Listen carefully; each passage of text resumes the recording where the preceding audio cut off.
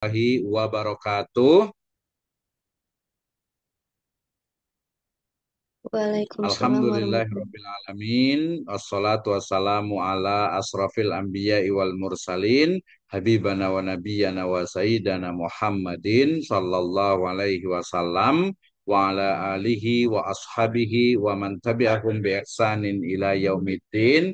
Wa ba'd. Qala Allah Ta'ala fi kitabihil karim. A'udzu billahi minasyaitonir rajim. Bismillahirrahmanirrahim. Ya ayyuhalladzina amanu kunu qawwamina lillahi syuhada bil qist wa la yajrimannakum syana'anu qaumin ala alla ta'dilu i'dilu huwa aqrabu littaqwa wattaqullaha innallaha khabirum bima ta'malun. Wa qala aidan ya ayyuhalladzina amanu in ja'akum fasikum binaba'in fatabayyanu antusibu qauman bijahalatin fatusbihu ala ma fa'altum nadimin. Faqala aidan faman ya'mal mithqala dzarratin khairan yarah wa may ya'mal mithqala dzarratin syarran yarah. Wa qala Rasulullah sallallahu alaihi wasallam kullukum ra'in wa kullukum mas'ulun an ra'iyatih. Wa qala innallaha yuhibbu idza amila ahadukum amalan ayyutqinahu.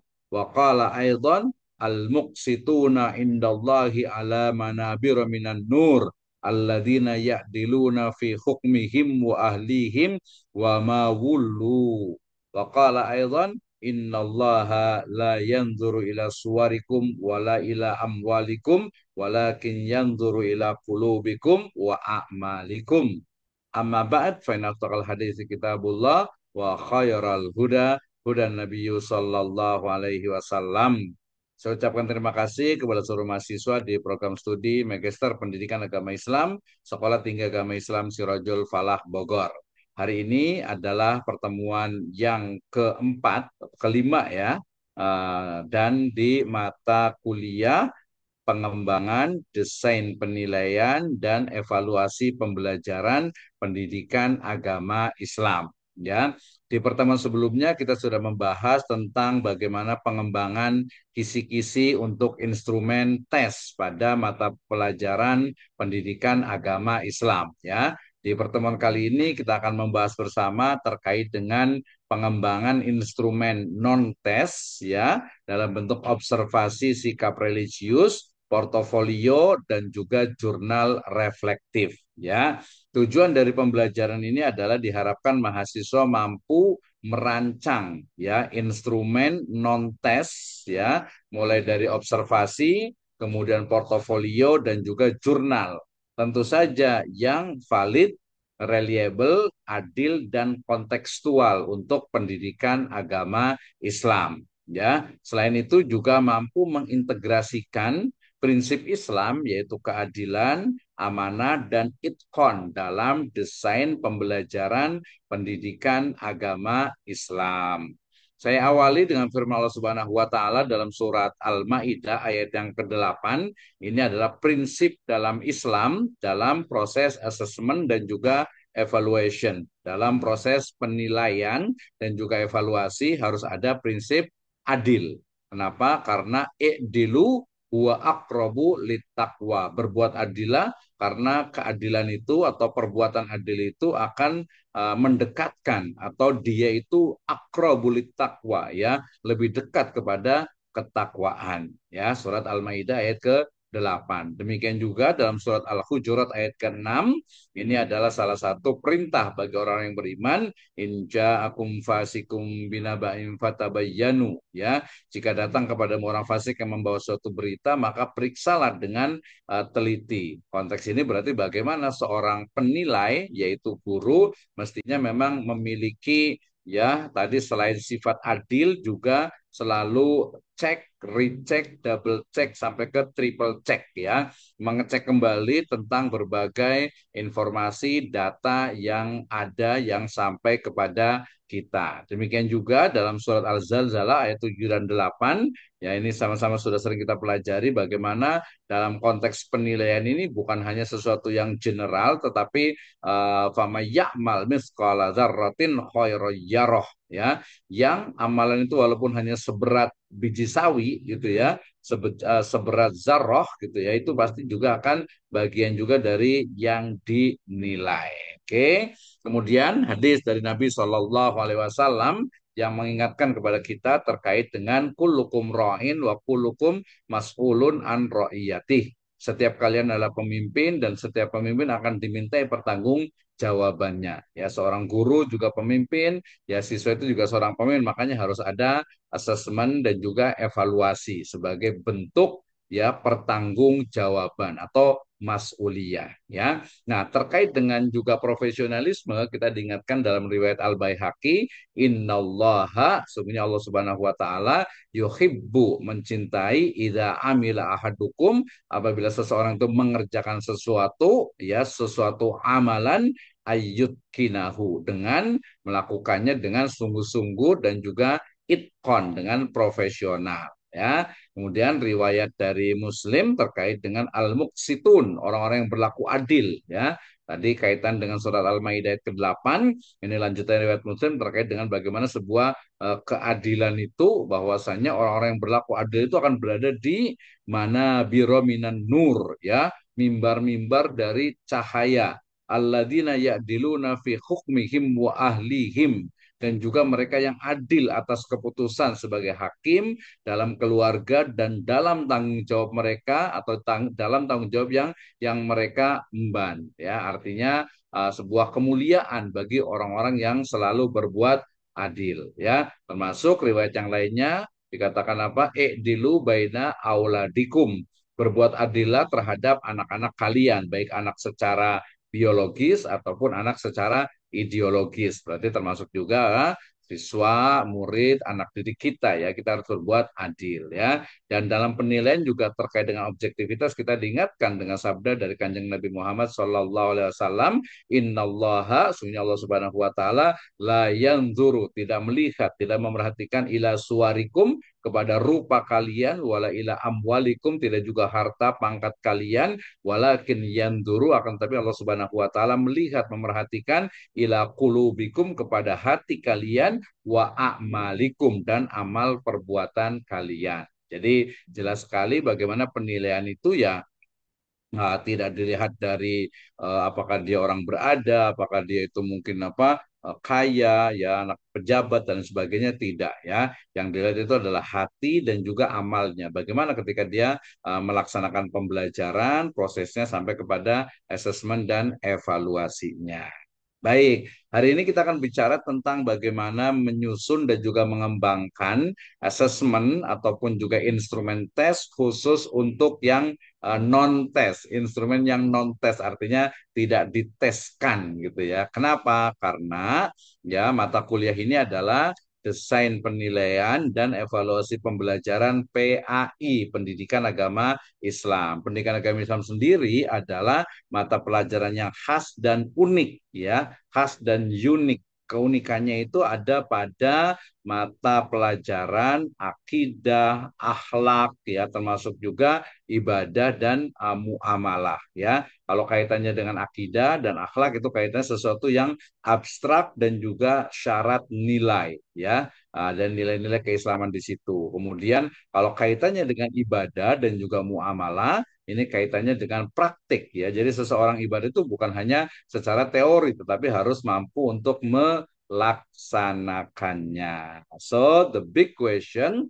pertanyaan besarnya adalah mengapa menggunakan instrumen non-tes ya? Kenapa menggunakan ya asesmennya itu bukan dengan tes? Yang pertama merujuk kepada teori Bloom ya, revisi tentang valuing dan juga characterization ya. Jadi bagaimana ranah afektif itu tidak bisa dinilai hanya dengan tes saja. Kenapa? Karena menargetkan karakter dan juga nilai atau value. Maka harus ada di sana ya asesmen yang non tes ya. Kemudian konstruktivisme di mana nilai terbentuk melalui pengalaman sosial dan juga konteks nyata, situated cognition ya. Jadi kognisi situasi di mana istilahnya itu nilai ya, artinya itu akhlak karakter itu dipengaruhi oleh lingkungannya, oleh sosialnya. Demikian juga ada argumen validity ya atau validitas bukti di mana klaim penilai memerlukan dukungan bukti multiple, namanya itu argument based validity ya. Jadi validitas berbasis kepada argumen atau bukti. Jadi dalam proses penilaian yang sifatnya praktik misalnya gitu ya, maka perlu adanya penilaian yang memang bukan hanya tes tapi dalam bentuk observasi, jurnal gitu ya. Jurnal maksud itu adalah catatan gitu ya dari siswa tersebut atau peserta didik tersebut ya. Jadi non tes bersifat komplementer terhadap tes tertulis, memberikan gambaran utuh mengenai kompetensi PAI dari siswa ya. Jadi komplementer ya artinya itu ya. Jadi dia itu sebenarnya penyempurna ya. Walaupun menurut saya bukan hanya penyempurna tapi memang bagian tidak terpisahkan ya, bagian tidak terpisahkan dari tes. Ketika mata pelajarannya itu adalah PAI, maka mau tidak mau selain adanya tes tertulis gitu ya, ada juga yang non tes dalam bentuk nanti observasi dan lain sebagainya. Jadi kenapa menggunakan instrumen non tes? Karena mata pelajaran pendidikan agama Islam itu syarat dengan nilai dan juga pelaksanaan praktik khususnya dalam ibadah. Baik, nah sebelum kita bicara tentang instrumen non-tes, kita pahami dulu terkait dengan 5 prinsip desain instrumen non-tes gitu ya. Jadi ada 5 prinsip nih. Yang pertama adalah observable, artinya indikator harus berupa perilaku konkret yang dapat diamati, observasi gitu ya. Jadi yang kita nilai itu memang yang kelihatan, yang nampak ya. Misalnya ketika dia membaca Al-Quran, kan bacaannya kelihatan mulutnya itu komat kamit membaca. Ya ketika dia berwudu, ketika dia itu sholat misalnya gitu ya, itu kan kelihatan. Ya, jadi observable itu yang pertama. Yang kedua adalah behavioral uncharged ya. Gunakan deskriptor level yang jelas untuk setiap skor. Jadi pastikan skornya itu jelas ya. Kalau pakai skala Likert kan 1 sampai 4 gitu ya. Jadi berapa nih nilainya ketika dia misalnya membaca Al-Quran, membaca surat Al-Fatihah kan bisa nih, oh 1 kurang gitu ya, 2 kurang gitu ya, 3 cukup gitu ya, 4 bagus gitu ya, 1 berarti kurang sekali gitu ya. Nah itu kita bisa gunakan jadi untuk scoringnya ya, untuk penilaiannya. Jadi bukan hanya nilainya misalnya itu satuan atau puluhan ya.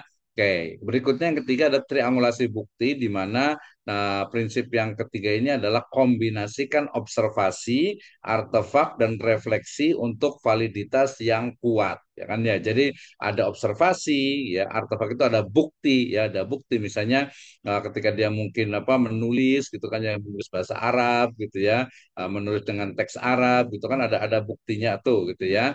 Dan juga ada refleksi untuk validitas yang kuat. Jadi ada observasi, ada artefak dan juga refleksi untuk validitas yang kuat sehingga nanti lebih adil gitu ya. Oke, kemudian yang keempat prinsipnya adalah fairness dan kontekstual, adaptasi budaya dan sensitivitas gender ya. Jadi hindari stereotip ya. Stereotip itu artinya ya adil, kemudian juga tidak bias gender gitu ya. Kemudian juga mungkin ada beberapa budaya yang mungkin perlu diperhatikan ya, perlu diperhatikan dalam ini mungkin ya perlu dilihat lah gitu dalam konteks lokalnya ya. Kemudian yang kelima adalah pastikan etika dan privacy itu ya pastikan persetujuan untuk rekaman dan jaga rahasia data siswa. Jadi kalau umpamanya misalnya tadi ketika memang perlu ada nantinya ada mediator gitu ya, ketika pelaksanaan ujian praktek gitu ya di mungkin direkam suaranya atau mungkin juga divideokan. Nah, itu pastikan ada kerahasiaan dari siswa. Ya, ini penting nih di era sekarang ini, apalagi mungkin kalau pas salah atau apa gitu kan ya, nanti bisa jadi viral jadinya ya, bahaya gitu ya. Oke, ini adalah 5 prinsip dalam merancang atau mendesain instrumen non-tes. Oke, berikutnya adalah mulai dari yang pertama, yaitu observasi sikap religius ya. Jadi kalau ditanya kemarin gimana cara mengukur religiusitas tadi Bu Juliantika ya, gimana cara mengukurnya? Nah, ini kalau ini sifatnya kualitatif gitu ya. Kita lihat ya walaupun pakai angka juga di sini, jadi ke kuanti juga ya. Jadi observasi sikap religius, desain dan alatnya. Yang pertama pastikan dulu identifikasi nilainya. Jadi pilih nilai inti PAI. Jadi yang mau kita nilai itu apa? Ya, di misalnya itu di KD-nya itu di kompetensi dasarnya itu di kompetensi atau capaian pembelajarannya itu apa gitu ya. Misalnya sifat amanah atau sifat jujur atau sifat disiplin atau mungkin adab gitu ya. Itu yang mau kita nilai. Jadi tergantung pada CLO-nya ya. Jadi course learning outcome. Capaian pembelajarannya itu apa? Ya kalau amanah ya yang kita uji itu yang kita ukur itu amanahnya saja. Yang jujur ya jujur saja, disiplin disiplin saja, adab adab saja.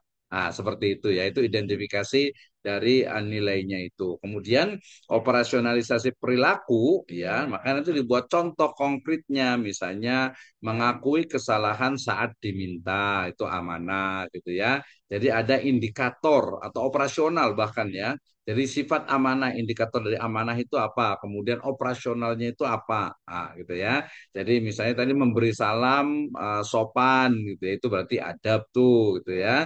Nah, kemudian mungkin mengembalikan uang atau mungkin mengembalikan uang yang ditemukan gitu. Oh, jujur gitu ya. Kemudian selalu datang tepat waktu. Oh, itu berarti disiplin.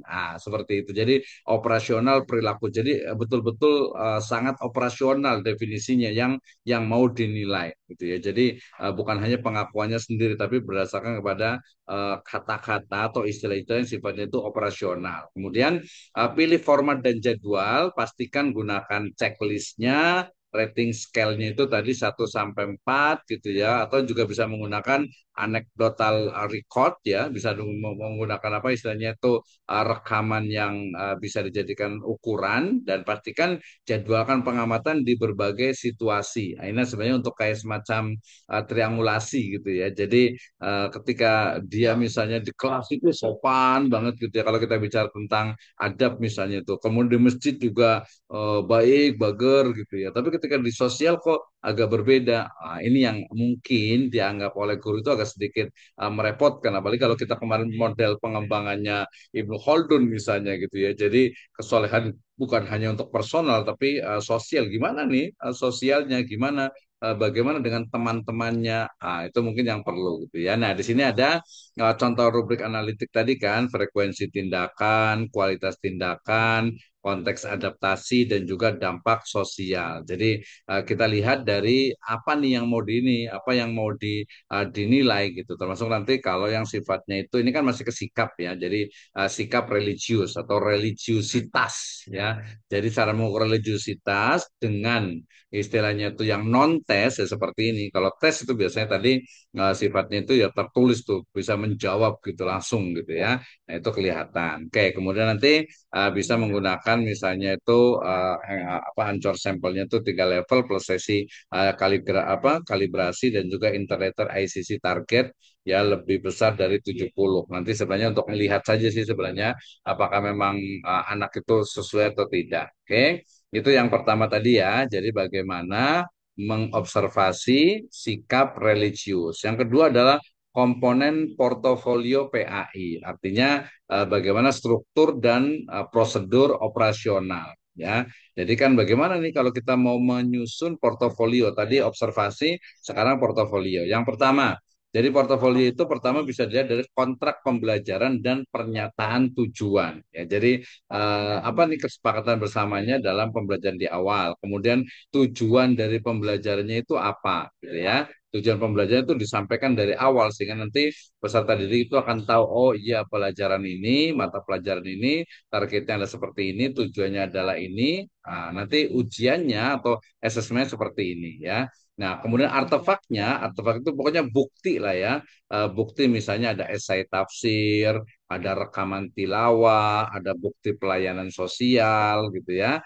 Nah, itu adalah artefak dari portofolio. Kemudian refleksi terpilih ya, ada 3 entry misalnya feedback ketiga atau feedback dari pihak ketiga. Ya bisa guru atau masyarakat. Nah, ini mungkin yang tadi dianggap mungkin agak sedikit merepotkan gitu ya. Tapi menurut saya ini penting gitu ya. Bagaimana yang menilai itu bukan hanya guru saya, tapi juga guru yang lainnya, termasuk juga mungkin dari sisi kesiswaan atau mungkin BK gitu ya dan teman-temannya. Dan jangan lupa di sana ada rencana perbaikan atau before after evidence ya. Jadi ada before afternya gimana nih sebelumnya, sekarang bagaimana gitu ya.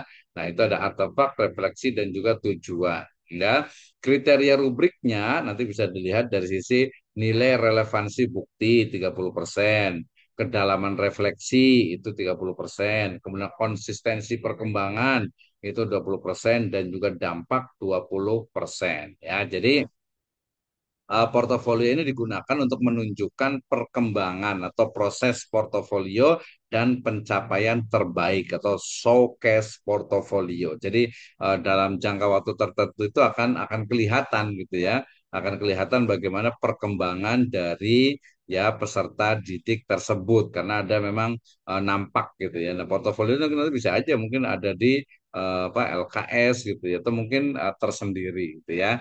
Bisa juga tergantung nanti kepada kebijakan dari sekolah masing-masing. Kemudian rubrik portofolio tadi sudah disebutkan bagaimana kita itu membuat kriteria ya, membuat kriteria penilaian. Ya, ini dimensinya dan juga bobot contohnya tadi kan ada relevansi dan kualitas bukti 30% gitu ya. Kemudian kedalaman refleksi ini 30%, konsistensi dan perkembangan 20%, kemudian dampak dan authentic evidence ini 20% ya. Jadi nanti ketika seorang guru itu men-score, memberikan nilai, itu pastikan analitik rubriknya, rubrik itu dipastikan ya ini sudah sesuai atau belum dan sesuai target dan juga memang memang anaknya itu atau peserta didik itu memang apa adanya seperti kemudian threshold untuk mastery, jadi ada semacam pattern ya untuk standar bagaimana pencapaian yang ideal. Kemudian panel review sampel, jangan lupa di situ ada di misalnya di catatannya itu ada reviewnya, ada perbaikannya sehingga nanti bisa disampaikan ke orang tua atau langsung ke siswa atau peserta didik itu sendiri. Nah, ini dari sisi rubrik portofolio PAI terutama dari sisi kriteria penilaian. Kemudian yang ketiga adalah jurnal reflektif, observasi, portofolio, dan yang ketiga adalah jurnal reflektif, di mana di sini kita lihat panduan praktis untuk jurnal reflektif ini biasanya frekuensinya itu pekanan ya, mingguan, terutama pasca aktivitas besar, misalnya setelah asesmen tengah semester, ya kemudian mungkin sebelum asesmen akhir semester, sebelum apa istilahnya itu UTS UASnya gitu, atau mungkin ada formatif dan sebagainya. Yang pasti biasanya itu waktu-waktu tertentu gitu untuk memastikan karena ini kan reflektif ya. Nah, yang biasanya itu kalau sudah apa selesai dari beberapa capaian pembelajaran ya. Nah, formatnya bisa 300 atau 500 kata gitu ya untuk menuliskan menurut dia itu seperti apa sih ya strukturnya mulai dari kejadian itu maksudnya apa yang dilakukan misalnya ujian apa asesmen tengah semester nih ya kemudian interpretasi atau dalil atau teori jadi apa nih yang dia dapatkan atau pendapat dia itu terkait dengan program itu atau dengan kejadian atau dengan asesmen itu seperti apa. Kemudian ada pembelajaran di situ ada prosesnya berarti oh seperti ini saya dapat hikmah bahasa tingginya itu ya dan juga nanti ada rencana tindakan apa yang akan dilakukan ketika setelah itu dilakukan mungkin oh iya ketika UTS itu saya kurang persiapan gitu ya sehingga saya ngerasa kurang puas dengan jawaban yang saya lakukan gitu ya. Berarti di situ ada apa kekurang siapan, kurang persiapan dalam menghadapi UTS atau asesmen tengah ataupun akhir gitu ya. Atau mungkin kegiatan-kegiatan tertentu misalnya itu formatif dan sebagainya ya. Kemudian ada rencana tindakan, berarti saya kan akan lebih baik lagi nih gitu ya. Yang pasti ini bukan setelah UAS, bisa kalau setelah UAS itu kadang-kadang ya, kadang-kadang itu ada yang memang kurang ya, kurang ada feedbacknya sehingga udah selesai UAS, udah selesai asesmen akhir langsung selesai gitu. Padahal mestinya tidak ya, ada perbaikan dan sebagainya. Nah, contohnya begini, ceritakan satu pengalaman Anda saat diuji kejujuran. Bagaimana Anda merespon, dalil apa yang menuntun tindakan Anda, dan rencana perbaikan. Nah, gitu ya. Jadi diajarkan nih kepada apa kepada siswa untuk membuat refleksi ya, self reflection ya. Rubrik penilaiannya dimensinya mulai dari kedalaman refleksi 40%, keterkaitan dalil gitu ya. Dalil itu maksudnya adalah argumentasi dia itu bagaimana gitu ya. Argumentasi dia itu bagaimana, kemudian rencana tindakan 20% dan juga nanti bahasa yang digunakan. Oke, 10 menit lagi nih udah mau habis ini ya. Oke, lanjut. Ini yang 10, yang ke-11. Ini slide yang ke-11, ada 12 slide. Jadi bagaimana nih untuk mengukur validitas, reliabilitas, dan juga triangulasi serta moderasi. Tadi ada observasi, ada portofolio, dan juga satu lagi ada self reflection atau refleksi ya. Maka kita lihat dari sisi validitas ya, pastikan ada content validity, ada panel ahli, dan juga construct validity ya. Jadi ada yang memang penilainya itu betul-betul valid gitu ya. Di situ ada construct validity, triangulasi bukti, dan juga argumen based validation. Ya, jadi artinya itu ada triangulasi bukti. Jadi tidak hanya dari satu sisi saja validitas ya, memastikan bahwa itu valid dan bisa dipercaya gitu ya, kuat bahwa menilainya kemampuan siswa itu memang sampai di situ gitu ya. Jadi harus ada mekanismenya. Yang kedua, reliabilitas, artinya inter-reader reliability, konsistensi over time. Ya, jadi reliabilitas itu datanya itu memang bisa dipercaya gitu ya, bisa dipercaya dan memang itu mewakili dari kemampuan dari siswa itu sendiri. Kemudian ada triangulasi, ya wajib gitu ya, gunakan observasi, portofolio, jurnal, dan juga self atau peer assessment atau self assessment tadi itu ya. Jadi triangulasi ini maksudnya kalau di penelitian kualitatif itu triangulasi itu ya triangulasi metode, triangulasi sumber, triangulasi analisis, triangulasi peneliti gitu. Karena untuk memastikan ya bahwa penelitian itu memang atau bahwa data yang diperoleh itu memang betul-betul valid. Jadi tidak hanya dari satu sumber saja. Misalnya begini, tadi kan observasinya sudah betul, pas lihat portofolionya kok kurang gitu ya, pas lihat self assessmentnya kok berbeda nih, gitu ya. Jadi nanti kita lihat oh ternyata yang kurang tepat itu di self assessment nih. Dia mungkin berlebih-lebihan istilahnya itu terhadap dirinya sendiri gitu ya, jadi kurang apa ya, kurang kurang muhasabah lah gitu ya, kurang istilahnya itu review terhadap dirinya gitu bisa juga tuh. Kemudian moderation artinya sample double marking ya. Ini bisa kita gunakan beberapa kalau umpamanya pengajar itu lebih dari satu gitu ya, atau mungkin untuk memastikan ya bahwa yang menilai itu bukan hanya dari satu orang saja gitu ya. Rapat moderasi juga ya. Jadi ketika ada beberapa guru atau mungkin juga kita bisa mengambil dari beberapa perwakilan dari siswa gitu ya, bisa juga dokumentasi keputusan penilaian. Ya, pastikan bahwa keputusan penilaian itu memang bisa didokumentasikan. Nah, dari sini kita bisa melihat bagaimana validitas ya. Jadi apa pertanyaan dan juga asesmen itu valid, ya jawaban itu juga reliable, kemudian bisa menggunakan triangulasi dan juga moderasi dalam proses ya non tes itu. Oke.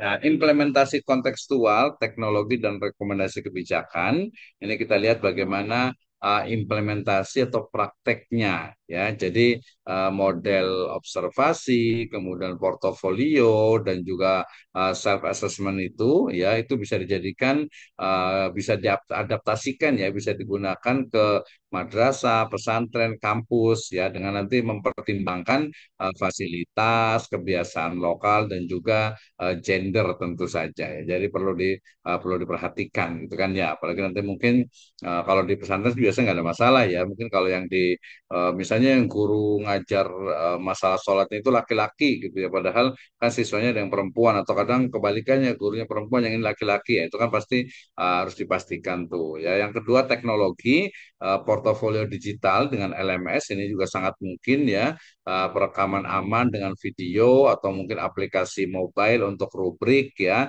ini juga bisa digunakan ya. Rekomendasi kebijakan SOP penilaian yang non tes berarti nanti harus ada SOP-nya agar berjalan sesuai dengan standar operasional prosedur, kemudian pelatihan penilai berkala ya. Jadi harus ada latihannya nih buat guru nih bagaimana menilai. Itu penting ya dan juga nanti hak privasi siswa terutama nanti dalam proses perekaman gitu ya dan juga dokumentasi audit. Artinya dokumennya itu bisa diaudit ya, bisa dibuktikan, bisa dipertanggungjawabkan. Yang terakhir referensinya kita bisa nanti menggunakan beberapa contoh atau panduan penilaian pendidikan agama Islam yang nantinya kita bisa laksanakan dalam proses pembelajaran di pendidikan agama Islam. Sebenarnya secara umum juga bisa digunakan di tempat yang lain, cuman kalau yang komponen non tes ini biasanya hanya mata pelajaran tertentu, misalnya apa tuh penjaskes gitu ya, atau mungkin bahasa Indonesia juga kan kadang dia perlu ada praktek ya membaca misalnya puisi gitu ya atau mungkin drama dan sebagainya itu kan ada yang sifatnya juga menggunakan apa istilahnya itu praktek portofolio dan lain sebagainya. Oke, waktu kita di sini remaining meeting time tinggal 4 2 3 gitu ya.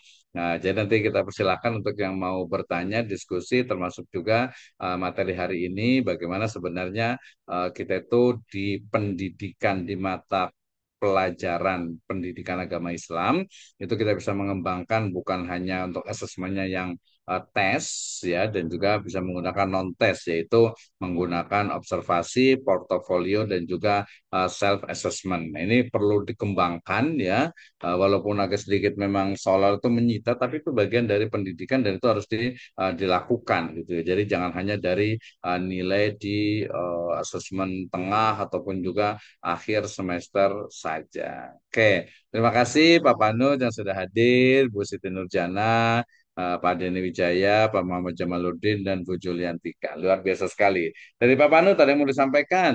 Silakan. Ini kayaknya kita terbatas, jadi mohon maaf mungkin nanti kita lanjutkan di apa namanya di pertemuan berikutnya dan juga nanti mudah-mudahan sudah berjalan dengan baik lagi. Silakan Pak Panut. Masih ada sekitar 3 menit. Silakan.